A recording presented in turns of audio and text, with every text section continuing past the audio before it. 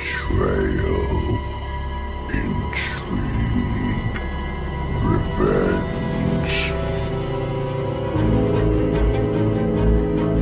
Back in the mid-90s, a video game series dropped that honestly didn't exactly pull in the big numbers. However, fans lapped it up, and just like all good publishers, the company that owned the rights constantly decided to mix up the formula, even when the sales picked up. This may sound odd, but in all honesty, these sort of things happen all the time, with some of gaming's greatest and most popular franchises, until the company that owns them goes back to their roots and then acts surprised that the fans were right all along. Now, before you all go back and sign that I told you so card for Sonic Mania to give to Sega, at least Sega did go back to their roots. For the Legacy of Kain franchise, it's a lot more complicated than that. That's right, ladies and gents, today I plan to look back at one of the most requested complete histories ever for the channel, with Blood Omen, Legacy of Kain, and Soul Reaver. A confusing franchise, a confusing storyline that essentially argues with itself, and a franchise that, just like so many others, leaves the publisher confused with what to do with it, even though fans of the series just want them to bring it back. Please. Surely it's better to pump money into this than, say, I don't know, Balan Wonderland? Ugh. You may be frustrated at the endless twists and turns that the series has taken. You may get wound up when you look at what eventually got released. You may be surprised to hear how many times this series failed to get off the ground with cancelled game after cancelled game after cancelled game. But that's nothing compared to the behind the scenes gritting your teeth agony that almost every entry went through behind the scenes, which is what I plan to talk about today. So let's go back to the beginning and take a look at Blood Omen, Legacy of Kain, and Soul Reaver, the complete history with everything else in between, where we'll be looking at the behind the scenes stories and all major entries, how the series ended up coming about in the first place, the hardcore fan base behind the series, and of course, the games themselves. Welcome to Slope's Game Room.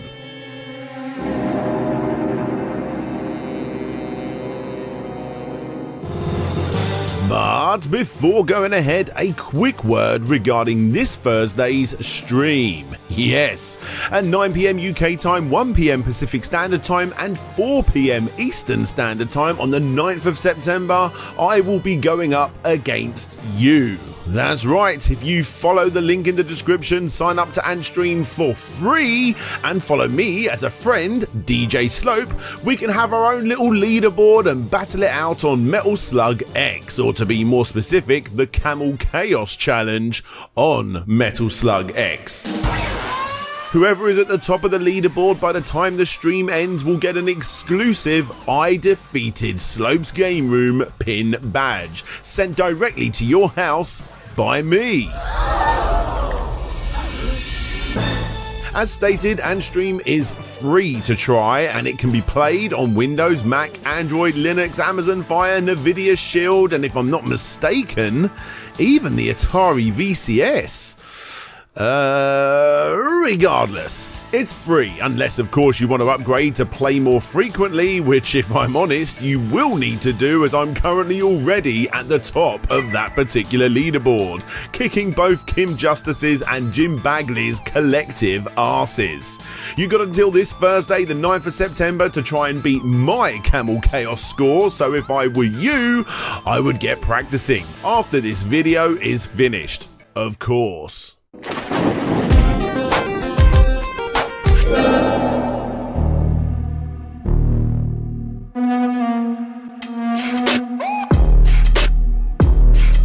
Our story starts back in 1991 when a couple of science majors at Brock University at St. Catharines, Ontario, Canada decided that they wanted to get into the video game industry. Of course, the gentlemen in question, Dennis Dyack and Rick Goertz, just like everyone else, wanted to do things a little bit differently.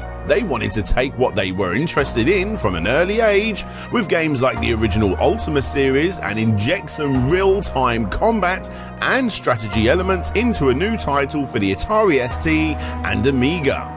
That game would eventually become Cyber Empires, or Steel Empires for us European folk, and the studio that they formed was none other than Silicon Knights. The plan was to always make a company not necessarily with wealth and public impressions as the end goal, but instead just to make great quality games. In fact, Dennis was moving into a more physical education-based role, with wrestling being his sport of choice, as well as doing taekwondo on the side before reluctantly moving into computer science. The reason for this change up was the fact that he simply wanted to make games, but he didn't feel like he had the skills to do so. This passion started back when he was a youngster. He can remember back to a particular moment from his youth when a game changed his opinion on what games should be. It was during a late and sleepy night working his way through Ultima 3 Exodus, where a big whirlpool blocked the path of his ship. With no way to get around, and after countless hours exploring the world trying to progress the game to no avail, Dennis became increasingly annoyed until he, without thinking, accidentally sailed directly into the whirlpool, which of course wound him up and then some, as his crew that he'd spent so long working with were undoubtedly going to die. Game over.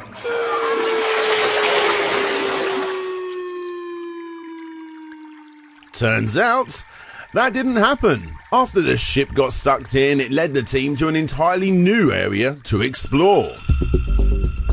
That whole moment, the way I felt at that point, I realised that I wanted to give that same experience back to other people. As stated, the first example of this, Cyber Empires, a game that as widely acclaimed as it was for the time, didn't exactly pull in the numbers.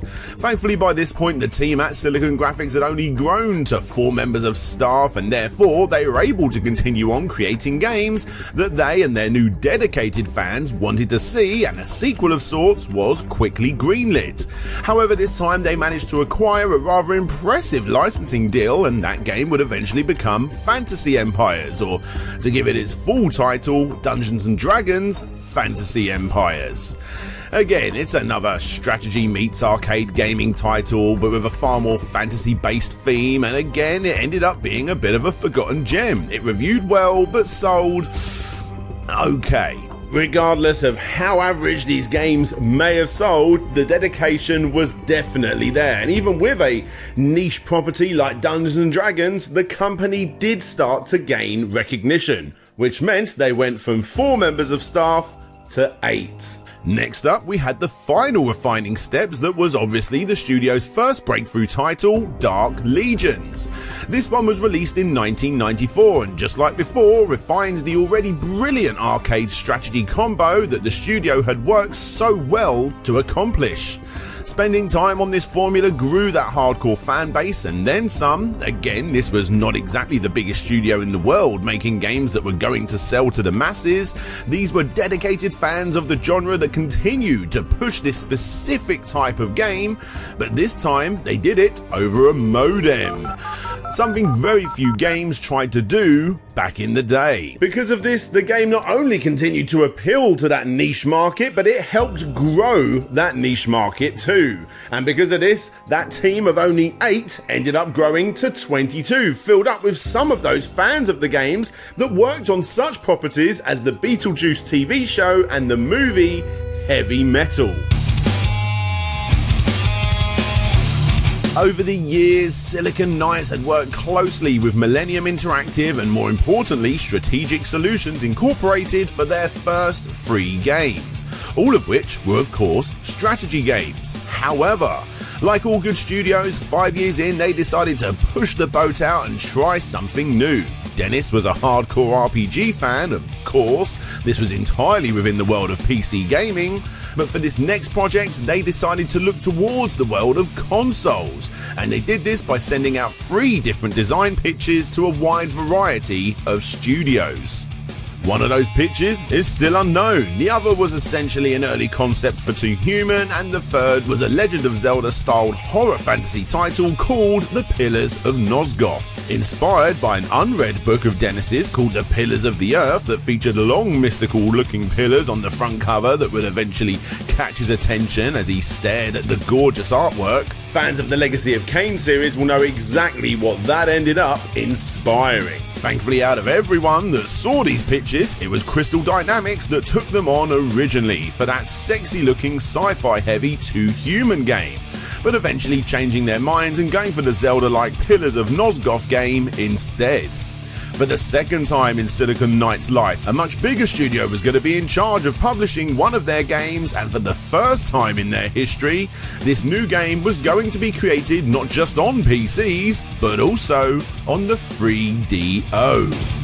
Well, that was Silicon Knight's plan at least, and Crystal Dynamics, they had their own plans, those being of the Sega variety, and they heavily pushed the team to create this game for the Sega Saturn. Round 1, fight! Now, if we are going to be honest here, as great as Dennis and his team were at creating games, they didn't really have much of a clue regarding the console space. I mean, come on, the 3DO? Really? Thankfully, a couple of weeks into the designing of the next game, another system was announced, and with the studio's producer, Lyle Hall, as well as over half a year's worth of designing the game, they collectively managed to convince the publisher to move from the 3DO and or Sega Saturn to this newfangled system known only as the PlayStation.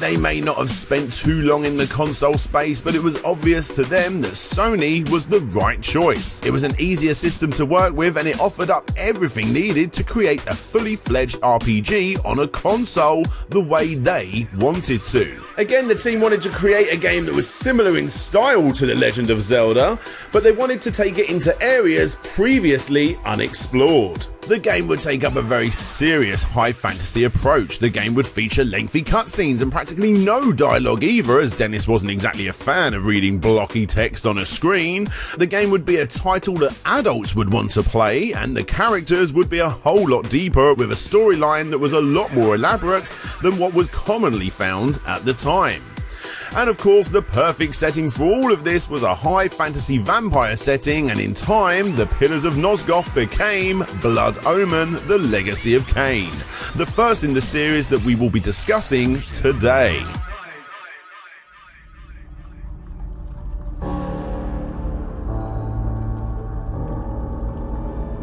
You take control of Kain, someone who is killed at the beginning of the game no matter how hard you try, who is then brought back to life as a vampire in order to seek revenge. You can already see those influences from the Whirlpool in Ultima 3, can't you?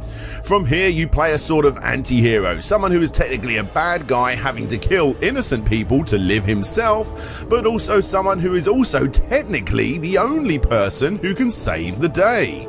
This inspiration actually came from a western of all places, Clint Eastwood's movie Unforgiven. It definitely left a lasting impression on Dennis and the rest of the writing team. Not necessarily a fan of western flicks, Dennis was engrossed by the way the movie had no real good or bad guys per se, but instead each character had good and bad sides, leaving you, the viewer, to make up your own mind in each instance. Of course, it was terrible that you, the player, had to kill good as well as bad, but you did it for the greater good, right? Well, that's where each player will look at this title differently. Regardless, the gameplay and most definitely the storytelling was incredibly well received by fans and critics. This sort of mashup had rarely been done to this level before, and the inclusion of fantastic voice actors such as Simon Templeman really did help bring this world to life. The act had taken on the feel of ritual. Isn't it strange how we must bribe our gods to stay? When we first went into the recording studio, we were very concerned that the actors would not be able to communicate the complicated dialogue that Ken created. After 5 minutes with Simon Templeman, who had many years of theatre experience, we knew that there was no problem. We learned never to underestimate the talents of the Actors Guild.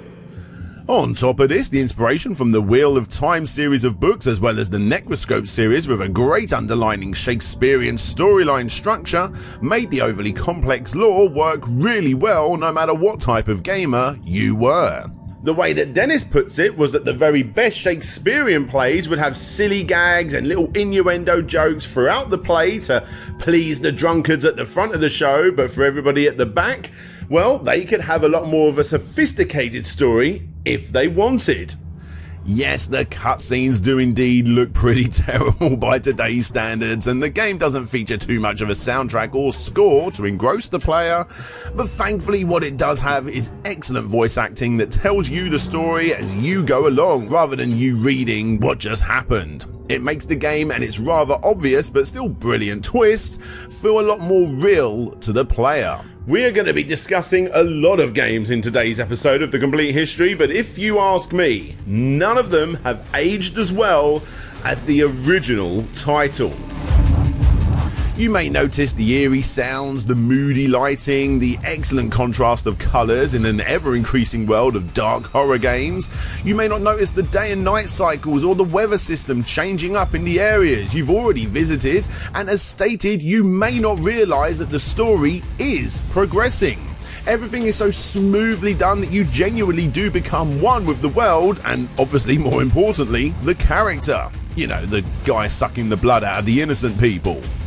Like the world's most incredible animated movies, you start the first few minutes praising the animation before simply accepting it and believing what you see. For me, even though the game is a little rough around the edges 25 years later and those cinematics have aged as well as a TV show called Reboot, the game is still great. That constant need to progress with its Metroidvania-light style system becomes secondary to simply being absorbed into its pixelated world. When those moments happen, they just happen. It really is a groundbreaking game for its time in regards to its storytelling that, although it may be overshadowed by what comes next, it really shouldn't be. Like all of Silicon Knight's games so far, Blood Omen does not get the retrospective support that it deserves. It's one of the PlayStation's early masterpieces that sadly is pretty hard to come by nowadays, but should still be played if you ever do find a way to do it. And sadly, there are several reasons for this. Firstly, the game set up a great storyline that went into the Soul Reaver titles, which are arguably a lot more appealing in their gameplay style, therefore played by more and remembered by more. But on top of this, the game's 3.5-year development cycle didn't exactly go down as well or run as smoothly as Silicon Knights hoped. Firstly, 3.5 years is a long time to make a game. Not so much these days, but most definitely back then. Crystal Dynamics ended up flying in employees to finish the game, and the release of this title ended up getting published by different region and system it was being released in and on. Because of this, in order to protect the title and make sure the public understands that it was in fact Silicon Knights and not some other company who made the game, the team ended up putting in an opening credit that explained that the concept, story and content of Kain were created and developed externally at Silicon Knights. But no matter how much they tried to nail that fact home, a wall was indeed put up. The Legacy of Kain franchise, well, who owned it? It was up for debate, and it almost went to court. There's no denying that yes, Silicon Knights made the game, but who owned it? Well, that would be Crystal Dynamics, the publisher, Crystal Dynamics, that also made some games. Yes, I hear you. Since the very beginning of The Complete History, I will eventually get to Gex. If this weren't a video game, I'd be on my way to prison. The agreement was no doubt reluctantly made, but was indeed made. Crystal owned it, and they would have to credit Silicon on all future games. This agreement was thankfully made outside the courtroom between the two, and it's because of this that legally obtaining a copy on PC or PlayStation isn't exactly the easiest thing to do. Now, of course, you can feel bad for Silicon Knights, and honestly, when I look back through interviews with Dennis, there definitely seems to be a little bit of heartbreak because he simply doesn't own the franchise anymore. Legacy of Kain is a huge watermark for myself personally, and will always have a special place in my heart. However, what the team did with the first game not only garnered a hardcore following, even more so than any previous Amiga strategy game, but it also grabbed the attention of Nintendo. And yes, we will also be covering that move in a future episode too.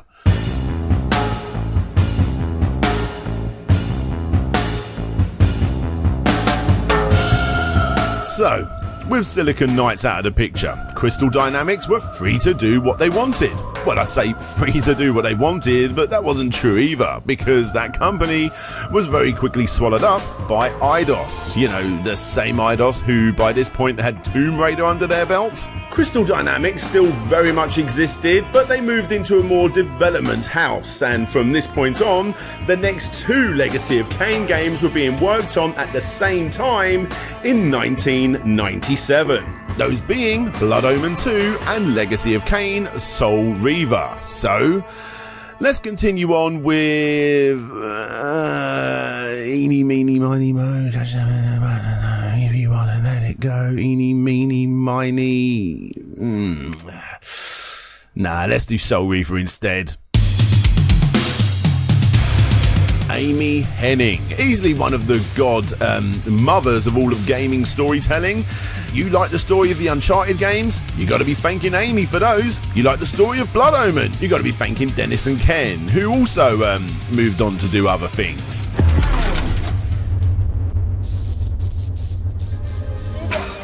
However, Amy was there too. She'd been moving up the ranks a good while by this point, starting as an animator artist on several games, including Blood Omen, before taking a more directorial, productorial, and writorial role with the sequel Soul Reaver. Now, the initial idea was to take the world that was originally built up in that first game and take one character and focus the game on that one character.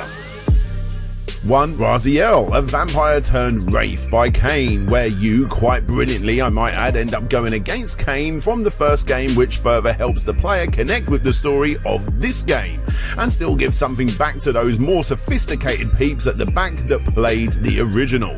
Of course, the biggest difference, however, is the gameplay itself, moving from a moody top-down viewpoint to something far more 5th generation. It's a third-person action adventure with some puzzle elements thrown in to cover up the rather wonky platforming sections, most notable these days as the genre has refined those mechanics and then some. But seriously, those minor gripes aside, the game is fantastic and one of the perfect examples of making a 3D game sequel from something completely different. At the time, the biggest influence was of course Tomb Raider, almost unfairly so. However, the studio themselves did showcase the similarities themselves, when in the preview stages for the game, as you constantly needed to explore areas, solve puzzles, and in this game's case even gain abilities in order to move on.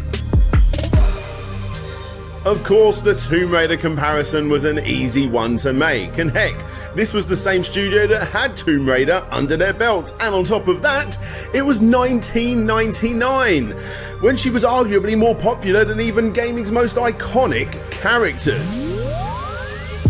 However, since the game's release, several members of the team in interviews have likened the game more to classics such as Ocarina of Time, which actually makes a lot more sense when you take into account its combat and very light Metroidvania styled gameplay, and considering it had just progressed the same way that series had done with A Link to the Past with their own game Blood Omen, yeah, it's a bloody good comparison actually. Of course, with the game being as good as it wasn't long before a sequel was put forward, as well as Blood Omen 2 still being in development.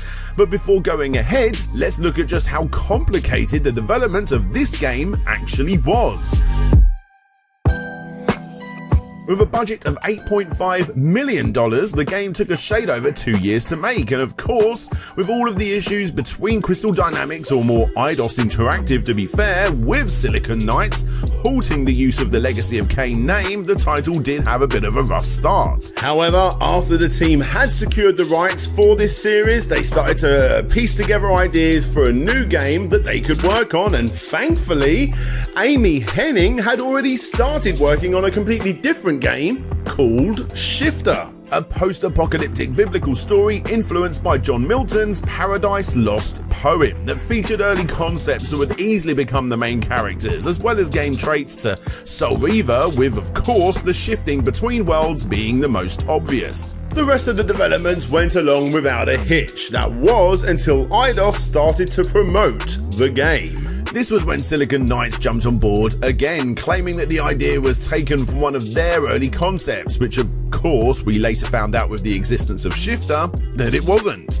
Because of these constant battles and tight deadlines, a good portion of the game ended up getting cut, including several boss sequences, including a fifth brother and an extra battle with Kain himself, as well as a rather important leveling up tree system more common in today's titles. On top of that, the team members that actually did create the game reportedly winced at just how badly the game was being promoted, giving off a more radical, edgy marketing approach rather than a more horror-themed fantasy style, which is what the game was all about. Regardless, it did brilliantly well, and that sequel, Soul Reaver 2, went full speed into production.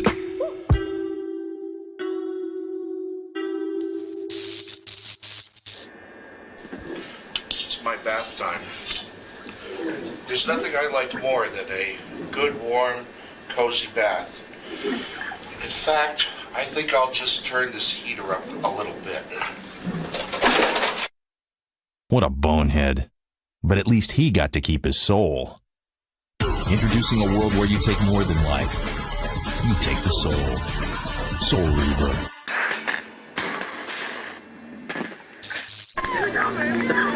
Okay, I got this rocket off the surplus store, and hey, watch it. I'm gonna be the fastest human being in the world. Just light her up and... All I gotta do is flip this switch. Idiot. But at least he got to keep his soul. Introducing a world where you take more than life. You take the soul. Soul Reaver. So when you're making my special ribs, the most important thing is to make sure you get all the coals covered with a lot of stuff, because there's nothing worse than a fire that isn't hot enough to cook these ribs. So there you go, you got to get them all covered, because boy, I'll tell you, nothing better than ribs off of a good hot grill, huh? You know it. Okay, get them all. There you go. Okay. Now, piece of resistance. What a moron. But at least he got to keep his soul. Introducing a world where you take more than life. You take the soul. Soul Reaver. Dad?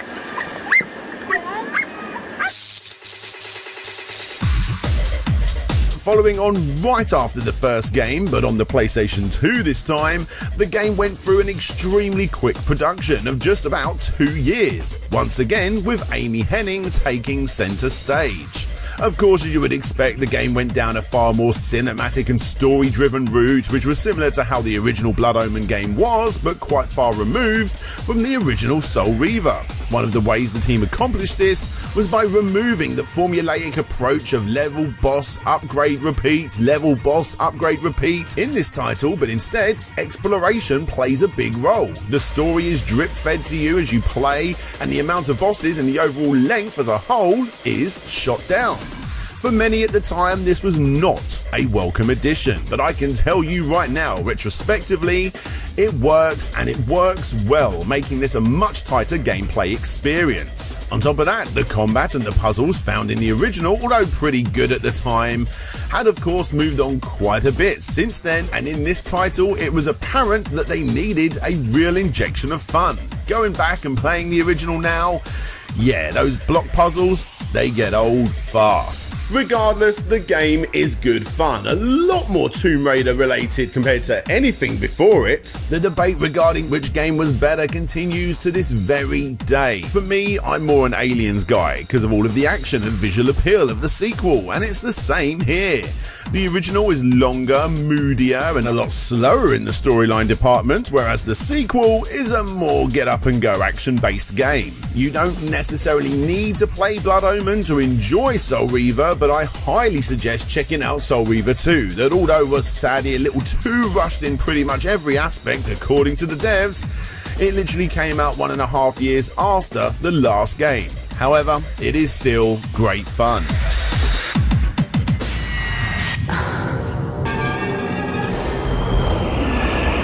What's on the mind of a Soul Reaver disciple at a time like this?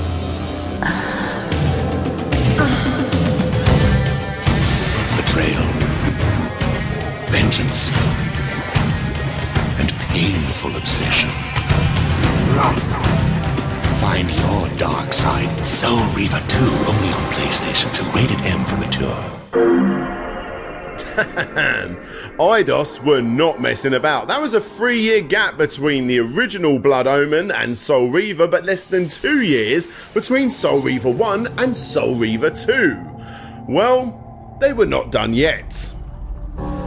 Blood Omen 2 came out only 6 months later with a budget of 8 million, and this time not taking a slightly modified Gex engine like the Soul Reaver games did, but this time they used the same in-house engine as Mad Dash Racing.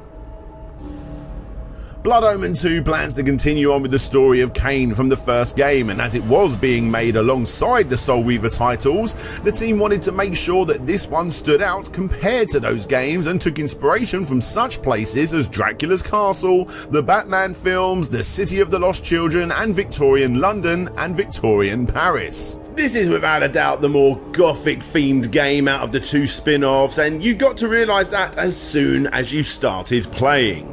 Of course, the game is third person once again. It's arguably more impressive in the combat sections of the game at first, but you soon realise that even these sections are actually incredibly basic.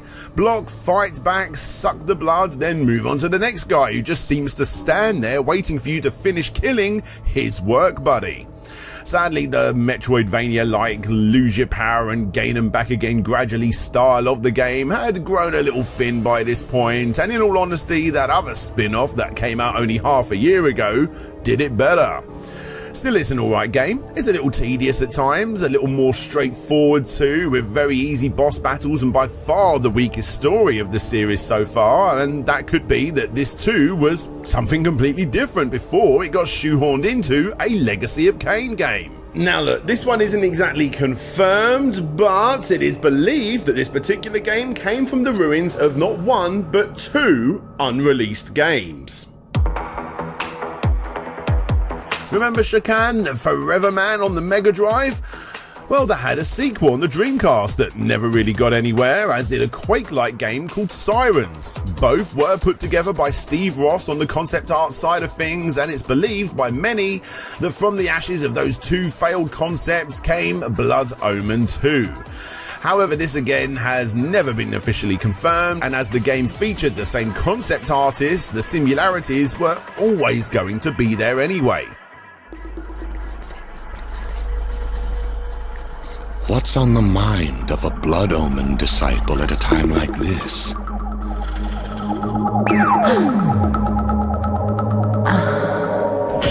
Conquest, power, and blood. Always blood. Find your dark side. Blood Omen 2 by Eidos Interactive, rated M for mature.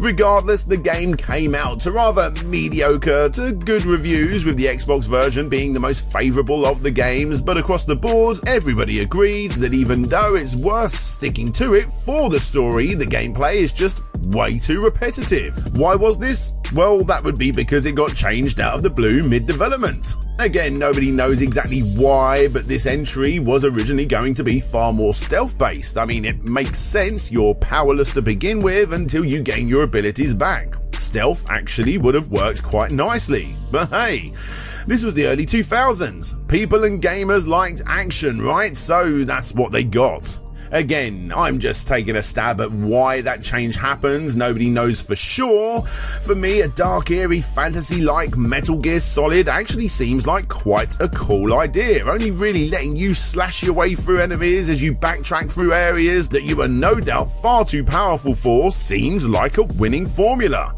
Alas, this isn't what we got, and hey, if my wish did come true, it could have been a lot worse. They did change it from that after all, and as stated, the end result isn't exactly bad, it's just a little bland. I'm struggling to think back to a time in the Complete History series when every single entry had hiccups all the way through. Yet, here we are. A much-loved series full of twists and turns, yet every single entry ended up coming out mediocre to good at least. No matter what type of Legacy of Kain game you identified with the most, there is no denying that the fan base was growing with every single release. And considering Blood Omen and Soul Reaver were far from what the original team had started and even further from where they wanted to take it according to interviews, the storylines were always the ultimate hook, and if you wanted to keep that going, you would need to buy every single entry. And sure, Blood Omen 2 didn't really have much of a storyline, but it did still have one, and because of that, fans still picked it up. However, to give the fans what they truly want, both the Soul Reaver team and the Blood Omen 2 team would now work together to create Soul Reaver 3. With the game mechanics in place, no jumping ship between consoles and plenty of tried and tested formulas behind them, all that was left was simply to make another game, using that same engine and to tweak the mechanics until they made the game unique enough to stand on its own 2 feet. Did they accomplish it? Well, retrospectively, fans didn't think so. Sure, by this point, the story and overly complex lore of the series made it way too much for any newcomer to jump in, but gameplay-wise, the combat had got far more complex, which was always the weakest point in the series. A good thing. But the puzzles seemed a lot more standard, similar to Soul Reaver 1 in all honesty. And even though you will find yourself getting lost more than most entries due to the annoying camera angle, it's still worth playing because you play as both characters this time. This mechanic hasn't always worked with other games, but here, both characters have enough similarities to not make any one better than the other. Of course, pretty early on in this game's development, the name got changed to Legacy of Kain Defiance, and as you may have already noticed yourself, the gameplay style has shifted again. The reason why that camera angle sucked so hard was because they squeezed in Devil May Cry. And for anyone out there that hasn't played a game like that, very few games can pull that off without it being an absolute pain.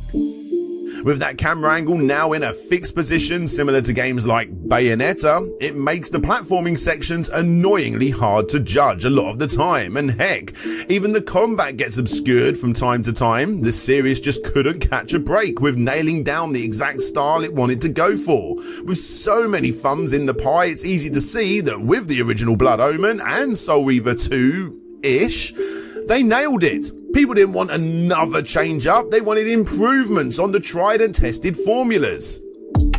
Thankfully, the fanbase was strong enough to warrant this still getting mostly favourable reviews. However, as the Legacy of Kain series had learned time and time again, favourable reviews do not result in big profits, which made it the last game in the series, and that was back in 2003.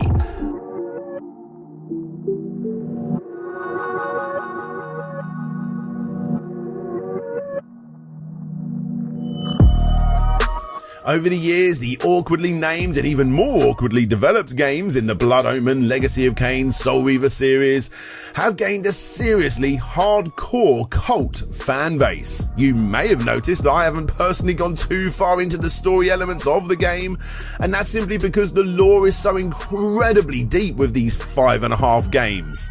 Of course, this all went into overdrive when time travel got implemented, as that ended up creating several paths that the story could take. And honestly, without looking it up, all of these years later, I didn't realise just how crazy these storylines got. Perhaps it's simple old me taking the games at its most simple levels, enjoying the real basics of the story wrapped around a mostly fun, playable experience, and that's no doubt exactly what it is. If I was going to be going into detail about the story in a dedicated video, it would be longer than the video you are watching right now. Thankfully, that's one of the reasons why this particular series is so well loved, no matter how deep you want to go with the story, which is obviously great.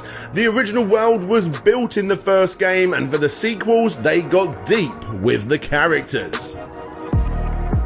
And as you may have guessed, the story wasn't always agreed upon, hence why there are so many timelines, hence why Dennis kicked off so much wanting to take the series down a different path, hence why fans didn't like Blood Omen 2 due to its basically almost nothing storyline compared to the other entries, and hence why Defiance was mocked after Amy Henning left the studio to go work at Naughty Dog. Whatever, it happened, and as you may have guessed, out of all of these 5.5 or 6 games, they were not the be-all and end-all of the Legacy of Kain franchise. So with that, let's take a look at all of the cancelled sequels. First off, you had what is simply known as Kain 2, a game by Silicon Knights that didn't go anywhere as it was proposed by the company right in the heart of their legal battles. Several other game pitches came and went too, well, 10 that we know of actually, with a few of them actually turning into sequels that we did get down the line, and some others being Sega Saturn ports that never got made. Omen was a 2016 reboot of the original that again was put forward by Mr. Dyack, however that went absolutely nowhere and is believed to have been quietly cancelled. And of course, you've also got Dark Prophecy and Dead Sun as the real big ones worth mentioning. Dark Prophecy was going to use the same engine as Defiance and would see Kain return once again to a ruined Ascot of the future, which would have been set after the events of the Soul Reaver games, of course. This was being looked after by a third-party development studio as Defiance was still being worked on, and on top of this, the developers were literally drowning in constant Tomb Raider requests from the bigwigs up top, resulting in the Dark Prophecy getting cancelled for mostly unknown reasons shortly after it was announced. And that was it. Fans were getting wound up. They raised their digital pitchforks demanding the resurrection of these beloved characters, which they actually did get in the form of DLC. But never has there ever been another Legacy of Kain game. You see, as Crystal Dynamics continued on with Tomb Raider, getting to a point where they actually turned around the series somewhat with games like Underworld and downloadable spin-off title Guardians of Light, fans started to speculate that a new game was indeed in the works due to the DLC on that particular game. Yes, they were correct. However, this is the cancelled games portion of the video.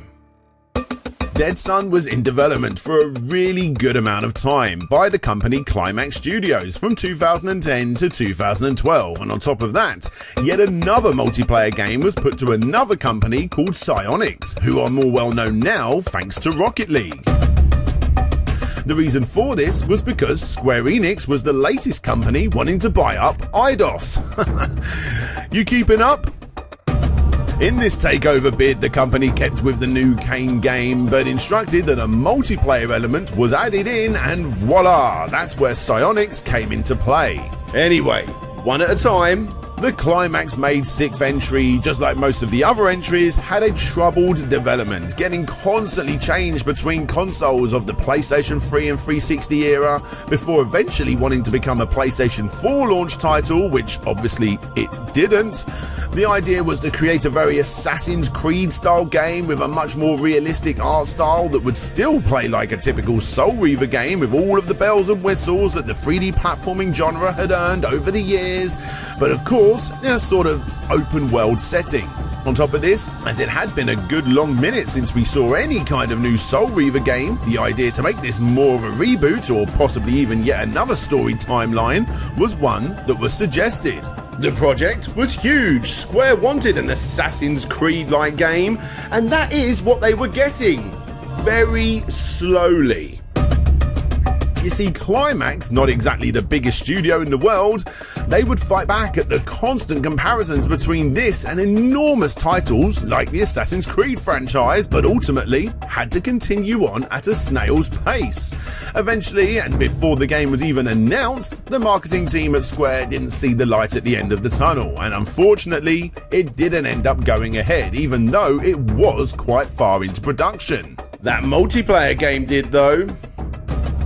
Unfortunately, Defiance wasn't the final game in the series so far. Unfortunately, we didn't get to see anything of Dead Sun until many years into the future after the cancellation. Unfortunately, a multiplayer arena shooter was the final game we did end up getting, and unfortunately, they went free to play with it.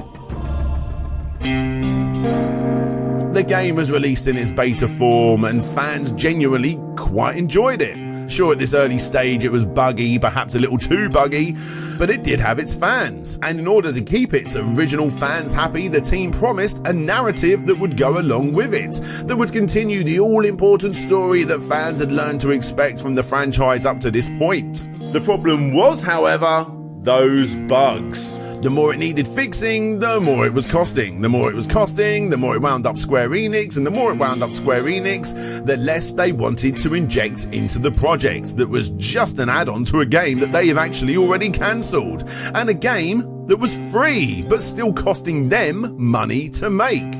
Yeah, it was pretty obvious that the writing was on the wall for this one. The team tried to make money by adding skins and all of the other usual and expected free-to-play traits, but they were adding them to an unfinished and buggy game. I don't know about you, but I'm not willing to pay money for extras when I haven't even got the game itself. It was a shame. What you had here was always supposed to be an extra. Would it have held up the same way the 5th and 6th generations of games did?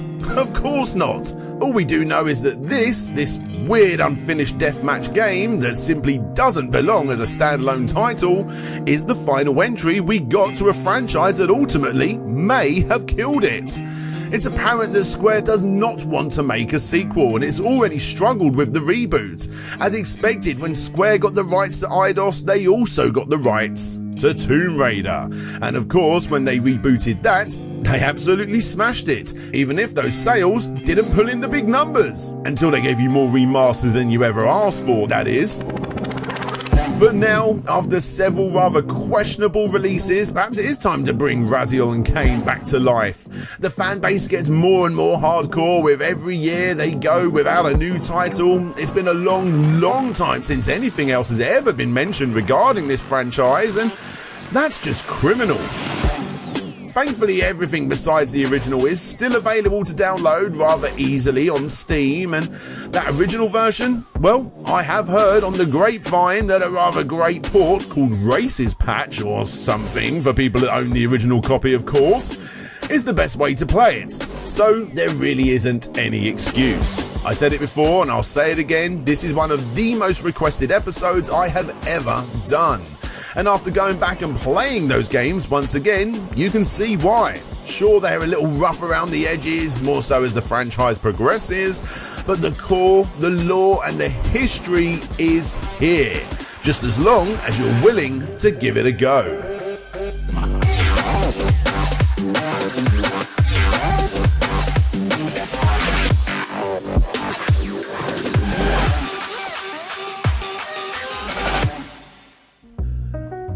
Hey there guys, thanks for checking out the video. Yes, Blood Omen, Legacy of Kain and Soul Reaver, the complete history. This one has been requested for the longest time and I'm just so glad I finally got it done. Hopefully you guys like what I did there. I spent a really long time digging through old magazines and interviews and whatever I could find to be able to make this video. It was a hard one to make and like I said, I hope you guys enjoyed it. Now this is the part of the video where I'd like to give a massive shout out to all of my Patreons and YouTube members that allow me to make these videos every single week or so. There's a lot coming up with Shadow Man, the complete history being the next one, and I'm actually already working on Daytona, the complete history too. So yeah, they're the big ones coming up, and thank you to all of the following people for allowing me to do this. With an extra big shout out going to Aaron Gorman, Agro Crag, Andrew Dalton, Arista, Benjamin Guy, Big Rico, Bram Perez, Cheshire One, Chris the Shapeshifter, Christopher DeVeo, Clan Bob, Conrad, Constantine, De Action Saxon, Dalton, aka Chevmatic, Daniel Tarares, Daniel Watson, Dina81, Digsy B, Game Apologist, Gary Pinkett, Intrigued Gaming, Jay is Man Child, Jabba Al Aiden, James, Jeff Mianowski, Jeremy Rodriguez, Josh Gibbons, King Link Reviews, Lucas Gates, Lucas Softail, Man of God 9000, Man Shovel, Matt Jackson, Michael Ridley Dash, Mike Fallon, Mind of the Unsane, Nicholas Burtner, Nick Pollard, Nightwill Over, Jarl Zane, Pretendo64, Roll VP, Richard Alderjick, Rocket Plod, Rovan Army, Ryan Holt, Samuel Nilsson, Shade Silent, Shadow Dragon, Solix Captor, Stephen, Taylor Rainwater, That Gamer, The Cunning Linguist, Tim Labonte, Tim Lund, Todd Paul Float G, Vike Echo, Wobbles and Bean, The Wonder Ducks, and Ye Old Hamburglar. As stated, all of the names that you see right down below allow me to do these videos, and they get to see plenty of upcoming videos early, including the next several Kick Scammer episodes, and they get to see what I'm working on as well regarding the complete histories and other videos too, exclusive rooms in the Discord, and every other perk you can think of under the sun. Yeah, let's go with that one.